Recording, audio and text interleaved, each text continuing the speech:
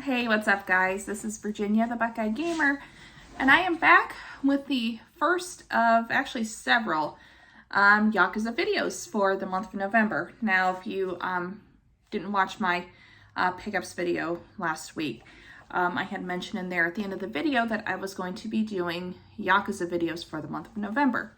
Because I have a lot I wanted to talk about for quite a long time, and I thought about just putting it all in one video, but I want to kind of spread things out a little bit so you guys have just, new content to watch. But this first video is just going to be just a little bit of a story, a little bit of a background of how I got into the series and the things that I like about it. So we're actually going to start off here with how I got into Yakuza. So I actually knew about the series years before I played my first game, and looking at it, it just did not seem like it was something that I would be into.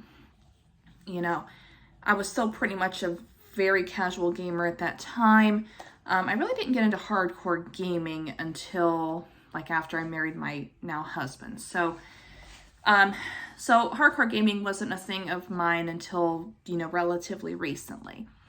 And I do consider Yakuza to be more of a hardcore franchise. But again, that's just me.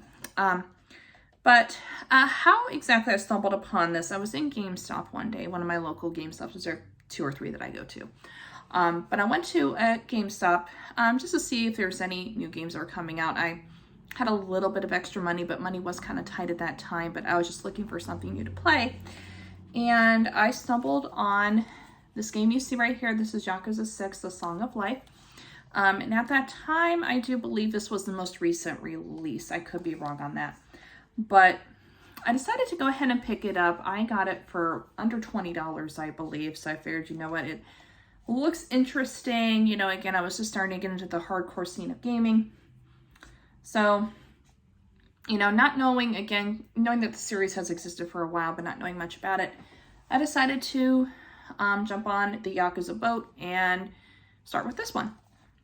Not the best idea, I should say. Now, going into this initially, I did like the game enough that I wanted to know more about the series. Now, I didn't fall in love with it immediately, but the story and the characters did grip me enough that I wanted to know more. And by that time, I do believe Yakuza 0 was getting ready to come out, or it had just come out. So I decided my next step would be Yakuza 0, because after looking into it a little bit more, that was a prequel for the entire series, and a lot of people are telling me, if you're going to get into the series fully, start with that. And I'm so glad I did. And that cemented my love for the series when I got through Yakuza 0. Now, the only weird thing about this is the game actually initially started on the PS2, for those of you that don't know. The original Yakuza and Yakuza 2 were PS2 exclusives. This was actually not a series that was meant for a Western audience. This was initially supposed to be a Japan-only series, which, especially early on, you can see why. But the Yakuza series didn't really take off until it started coming to the PlayStation 4. Which after I finished 0, I went on to Yakuza Kiwami, which is a remake of the first game. Again, absolutely loved it. The stories in these games grip you. It's almost like you're watching, if anyone who watches this video, if you're into crime dramas, or crime shows or movies, this what it kind of reminds you of, is you're in the middle of watching some Japanese crime drama or crime movie. But the stories will really grip you at times, and there are times, at least for me personally, it'll put me on the edge of my seat. I'm kind of leaving it in, all wide-eyed and kind of just gripping my controller and, not breaking it or anything, but, really got a grip on it, and, my hands almost are, shaking because, you're just wondering what's happening next and just, everything going on and all that.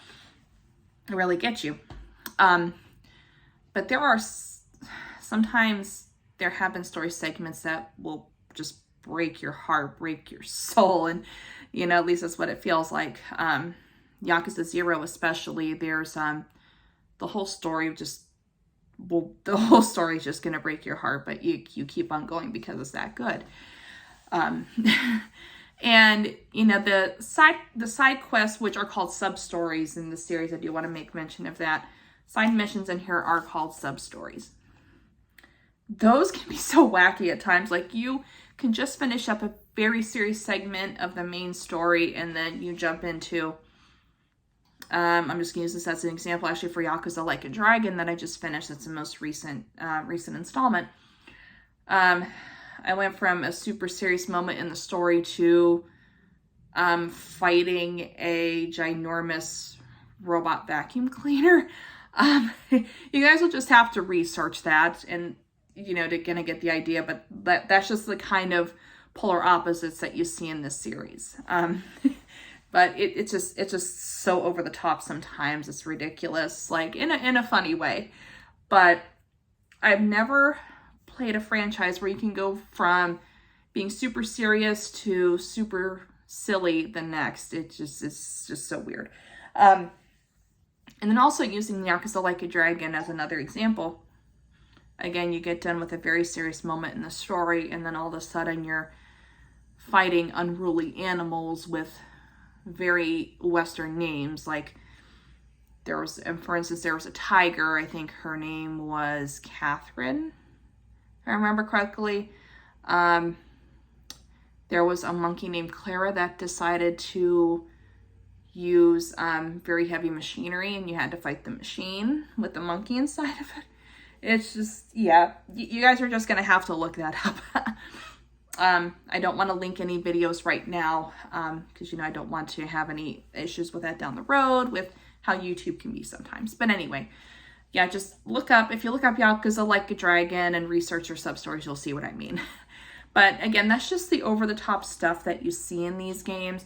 But aside from the main story and sub-stories, you know, you have the Yakuza games, they'll have like Sega-themed arcades where you can play older Sega titles.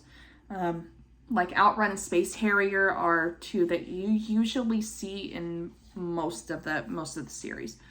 So you can do that. I mean, there's baseball, you know, like you're in batting cages and stuff like that. You can, in Yakuza 0, one of the protagonists, because you play as two different protagonists, one of them runs a hostess club. The other, I forget what the other one is at the moment. I haven't played Yakuza 0 in a while, but, you know, in Yakuza 5, when you play as Kiryu, you run a taxi business. You know, and again, I don't want to go like into too much detail, make this video way too long, but again, there's just so much in these games to keep you busy, and when you can get them cheap, that's all more the reason to pick them up, because you definitely get way more than your money's worth. With a couple of exceptions, I don't think I've paid full price for any of the Yakuza games. Now, the Remastered Collection, yes, because I pre-ordered that. But most of these games, like, I got on sale, you know. I know Kiwami 2 I did pre-order. That's the remake of Yakuza 2. But that wasn't, I don't think, even full price either. It was like $39.99 or something. But yeah, the whole point being is, guys, if you like, you know, beat 'em ups, because I love beat 'em ups. If you like, you know, like role-playing elements and stuff like that, like, those are my two favorite genres. You know, for those of you that don't know that, I love my beat 'em ups, and I love RPGs. So when you can get both of them together, for me, that's awesome. So, but yeah, that's kind of how I got started with Yakuza, what I like about it. Again, hopefully you guys enjoyed this video. Again, this is going to be the first of several Yakuza videos that I have coming out this month. So make sure that you stay tuned for all those. And as always, like I say, subscribe if you wish. Always like and comment down below if you'd like. And always remember that Jesus loves you. He is real. I love you guys too. I'll see you next time.